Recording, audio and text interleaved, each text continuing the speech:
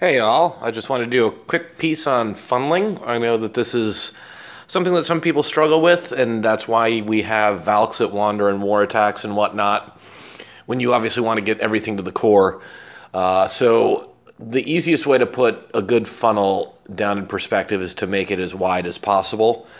And that way there's definitely no distractions which could derail your either Valks or your kill squad or whatever you have going in. But in this case, I wanted to show this attack, and this was just me screwing around with a queen walk and a bowler walk on Miggs's base. So in this case, there's really three funnels that I set. And this is kind of an extreme example, but the first funnel is to build a space for the main attack. Well, the last funnel really is to build a space for the main attack, which is a hog attack to go into the core.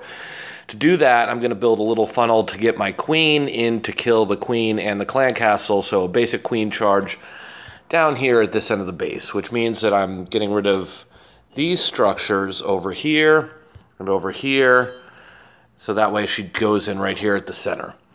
The other part of the funnel is to get rid of these structures here, so I can get my bowlers over here and wrap them around to the kind of north side over to the left.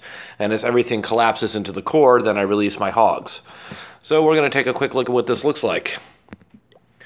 And the first thing down is a baby dragon to set that left side of the queen walk funnel, the queen charge funnel in this case. Pretty straightforward. Though baby dragons take up 10 spaces, they're incredibly fast and resilient, so even though they might take a little bit of damage, they'll still be able to get quite a bit of destruction down. Up at the top, I put some minions down to start the right side of where the bowler walk will happen. Got my queen down with 4 healers on her. And she's going to be working her way to the center. At the very bottom, I dropped a single Valkyrie to get rid of that barracks and that army camp. And she has done her job. So now, I'm going to get a wall breaker fail because I dropped my wall breakers down for the queen to charge in. And of course, they hit a bomb that Miggs placed there. Because she's evil. That's why.